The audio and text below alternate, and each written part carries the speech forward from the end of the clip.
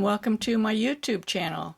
This is Suzanne Bryan, and I'm going to demonstrate how to create a loose bind off. This is especially useful for the tops of socks if you're knitting toe-up socks, or the top of a neck of a sweater where it needs to be stretchy to go over a child's head, or anything like that. This is the standard bind off in pattern. So I bound off knitwise over the knit stitches and purlwise over the purl stitches, and I show you how to do that in this video. This is the stretchiness that you get from the standard bind off. This is the same bind off but worked loosely, which I'm showing. This is what this video is about, how to work it loosely. It's in pattern, and you can see the difference in the stretchiness between the two. So if you want to learn how to make a nice loosey-goosey, a nice loose bind off using the standard bind off, not doing anything tricky or fancy, watch this video. Okay, here we go. This is a little swatch in knit 2 purl 2 ribbing. I'm going to use white yarn to bind off so you can see what the bind off stitches look like. I am going to bind off in pattern, and as soon as I finish this little swatch I'll show you the difference that binding off in pattern makes. You may want to incorporate that into your future bind offs if you're not already doing it. I have separate videos on binding off in pattern that you can look at also. But we're going to start out this swatch. This is just a standard bind off, and I'm going to use the white yarn. The first stitch will be loose because there's nothing anchoring it. Now, so binding off in pattern means that however the next stitch would be worked if you were just working in a stitch pattern, you would work it that way. In this case, we're doing knit 2 purl 2 ribbing, so I'm going to do it as a purl because it's presenting as a purl. If this were seed stitch, excuse me, if this were seed stitch, because that's presenting as a purl, I would work it as a knit. But this is knit 2 purl 2 ribbing, so I'm just going to bind off that way. The second swatch I'll show you is how I do this same bind off, but loosely. Now, I'm using the same size needle here that I used for working this swatch. I'm using worsted weight yarn and a US 7 needle, which is about standard for that size yarn. And this is how most people work the standard bind off. Now I'm going to put the yarn in my other hand for the last part of the stitches so you can see binding off if you are a thrower. Let me switch over. I'm going to put the yarn in my right hand. I'm a continental knitter, by the way, but I can work the yarn both ways. Whoops. Of course, as soon as I said that, I flub up.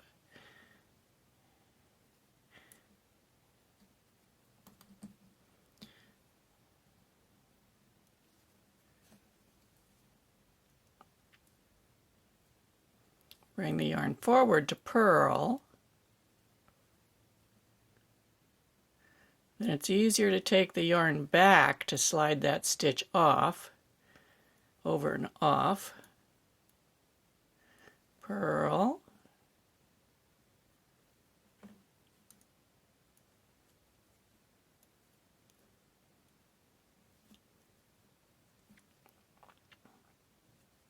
and one more stitch. We'll take a look at this, and then I'll show you the difference between binding off in pattern versus not binding off in pattern. Okay, let me break this yarn. Whoops, we split that stitch. Of course we would. Okay, I'm going to break the yarn.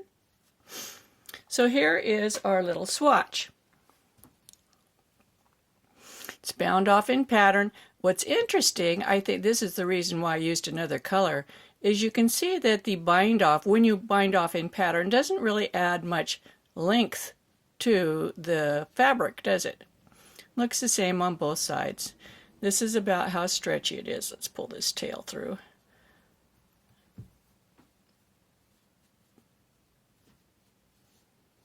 It's not as stretchy as the cast on. That's about how much stretch it has. Now here are two swatches demonstrating binding off in pattern versus not binding off in pattern. In this swatch, I just bound off straight off all knits. Do you see how it causes the bind off edge to lean forward so you can see the chain? This is the same thing bound off in pattern. Let's shrink it down a little bit so you can see these. Do you see the difference? And when you bind off like this, it kind of pushes the ribbing out. It flares it out at the edge. You see how it's holding it out? Whereas this allows the ribbing to have its natural elasticity. Okay, so now I'm going to do the second swatch and show you how to do the exact same thing but bind off as loosely as you want. Hold on, I'll be right back. Here's the second swatch. This is again is knit 2 purl 2 ribbing, so we can compare the two. I'm using the white yarn again, and I'm going to just do this one in continental, but you'll see the same results if you're throwing.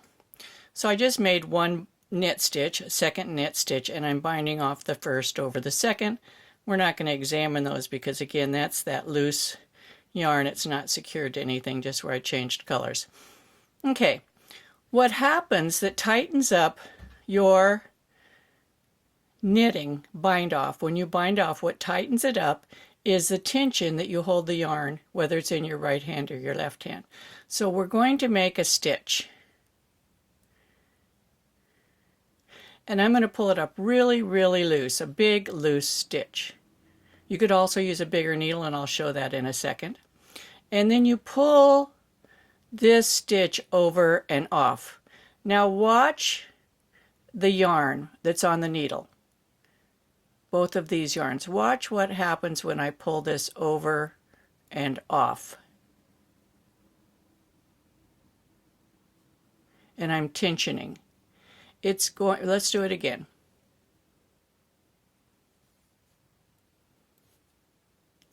A big loose stitch. Watch what I want you to watch. Let me get my pointer. I want you to watch this stitch right here. Because when we pull this stitch over this stitch, what happens is it tightens this stitch up. So watch it carefully. Watch the yarn, this yarn right here. Okay? So I'm going to pull this over. When I'm pulling it up, do you see how it's tightened that stitch up? Very tight. And off. Of course I split the yarn. Now watch this stitch. This one right here. I'm going to knit a new stitch. We're watching this stitch right here. We're watching this stitch right here. When I pull up on this stitch to pull it over, it pulls. Do you see? Did you see it just get smaller? It pulls on that stitch. So even if you use, let's switch to a 9 needle. This is a US 7 that I'm worked this with. This is a 9 now. See the difference in the sizes of the needles? I'm going to do the same thing. We're going to watch this stitch that was just previously slipped off. We're going to knit. Now watch what happens. I'm using a 9. When I go to pull this over, do you see how it's pulling on that? Let's do another one with the 9 needle.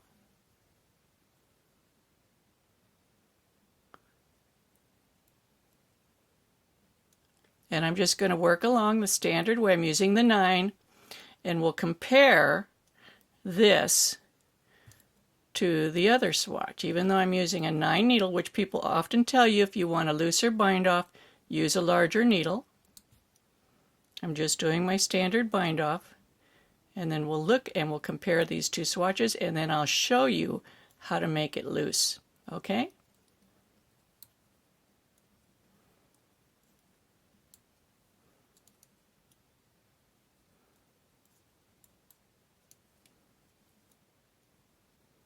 Okay, so I'm going to pull this stitch up. So here we have our new swatch, bound off in pattern. Here's the one we just did. Let's look at these. They look pretty much exactly the same. Let's stretch them. I can stretch this one, this one. They're exactly the same. So using the larger needle did not help. Now what I'm teaching you here, you can apply to any kind of bind off, not just the standard bind off. So here we go. I'm going to take these stitches out and I'm going to show you how to make a loose bind off.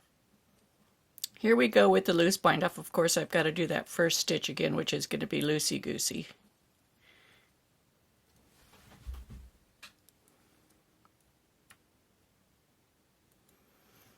Tighten those up. Okay, now I'm going to pull this stitch up really big. I got my finger on it so that when I go in to make the next stitch, it's not pulling on this stitch, okay? I'm going to pull this stitch really big. Then I'm holding the work down here. I've got this finger, my second finger, this finger, and my thumb.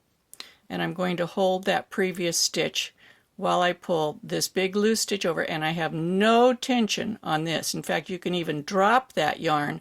No tension on the working yarn. No tension at all. I'm just holding it in my hand, but it's loose. Can you see? It's flaccid. And now I'm going to pull up a big stitch. I'm holding these two in my hand. I'm making, whoops. Actually, I'm holding it with this finger so that stitch doesn't get pulled by the yarn when I make a new stitch. I bring the new stitch up, make it big and loose, grab this down here with my thumb and finger, and pull this stitch over. It is more awkward when you first start trying it, but you'll be rewarded by a lovely, beautiful loose cast on. I'm making these really big. They look huge. Pull this one up. Put your finger on it so it won't be pulled up when you make the new stitch. Make the new stitch, make it really big, hold these down here, and no tension on the working yarn. This is loose, right here. This is loose. Pull this stitch over and off. Okay? Pull this up carefully, not pulling this stitch tight. Put my finger on the stitch, make a new stitch, pull it up big, hold this stitch down here, pull this one over and off. Hold the stitch, pull up the yarn without tightening this yarn, make a new stitch,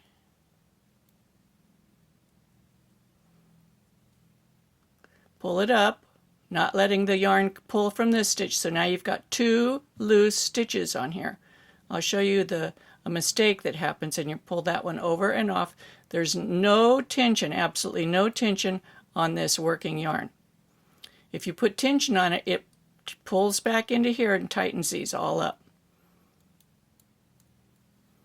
New stitch.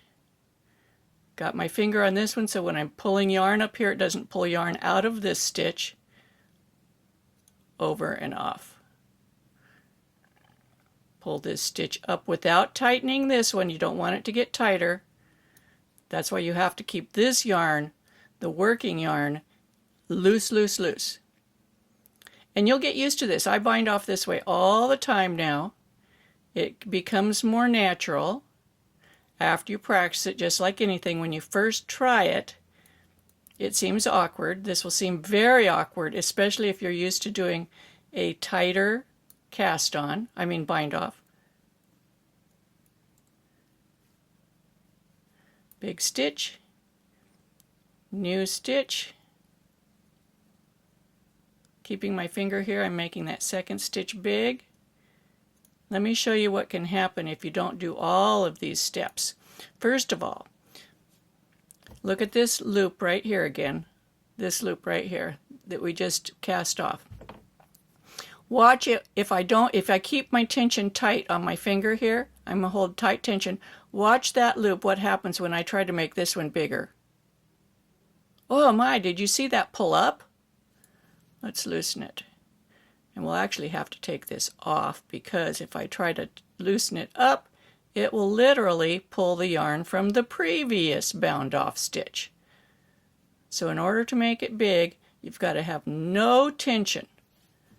No tension on this yarn. Pull this loop up without making this one smaller. Make your new stitch. I have my finger on this one so the new yarn won't pull from that. The excess yarn won't pull from it. Pull this over very loosely. No tension on the working yarn. I pull this up without pulling yarn out of there. New stitch. Both of them are big. Can you see they're both big, and this one's big too. You don't want, because it'll backtrack on you. It'll start pulling from the previous stitch that you bound off. Pull a new loop up. Last two. No tension on the working yarn. That's the key to the whole thing, because if you have tension on the working yarn, it will pull the yarn from the previous bound off stitch and make it tight. Let's look at this.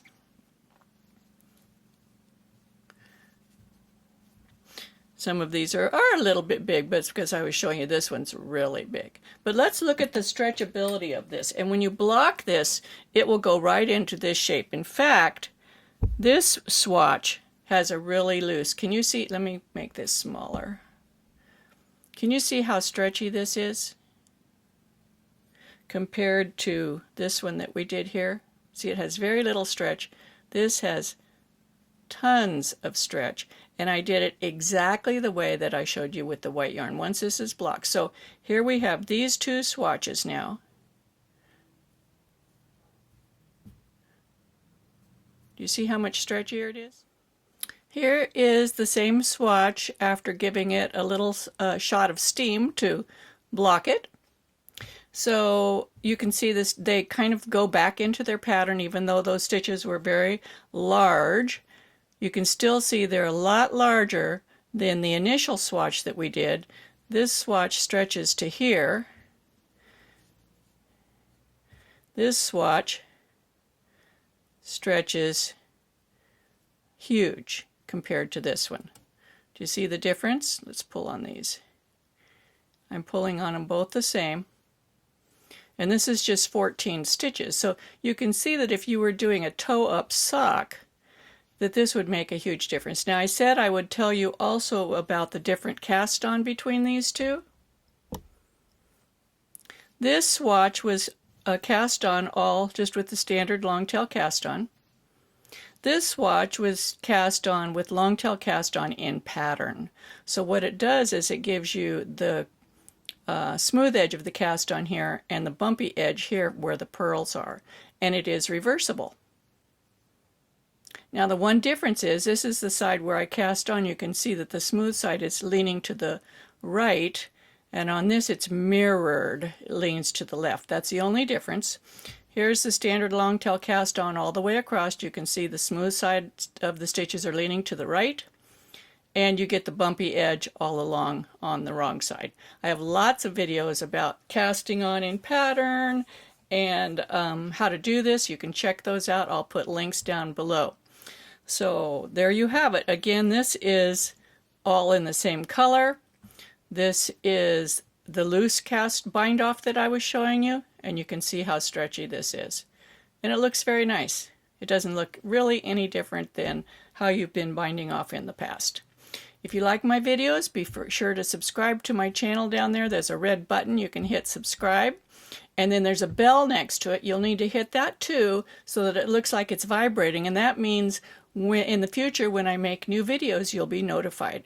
You can also join me on Ravelry and Facebook. I have groups there called Knitting with Suzanne Bryan, and we talk about all kinds of educational stuff. I hope you come back and join me again. Be sure to share my videos with your friends, and happy knitting.